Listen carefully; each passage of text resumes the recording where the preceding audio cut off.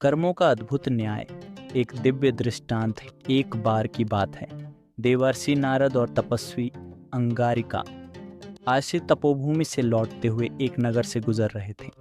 रास्ते में उनकी दृष्टि एक व्यस्त मिठाई की दुकान पर पड़ी, जहां ग्राहकों की भीड़ थी और खुशबू से वातावरण महक रहा था। लेकिन जैसे ही उन्होंने ध्यान दिया, दुकान के पीछे झूठी पत्तलों का ढेर लगा था और एक भूखा कुत्ता वहां कुछ खाने की उम्मीद में आया। कुत्ता जैसे ही झूठा खाना सूंघकर पास पहुंचा, दुकानदार ने उसे क्रोध में आकर डंडे से मार दिया।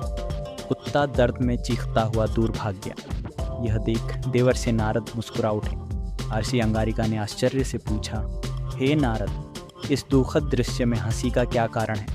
देवर्षि बोले, हे मुनिवर, यह दृश्य साधारण नहीं बल्कि कर्मों का गूढ़ खेल है।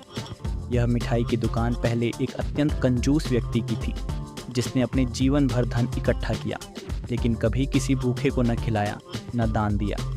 उसने सोचा था कि उसके बाद उसका बेटा उस धन का भोग करेगा, लेकिन देखो नियति का न्याय।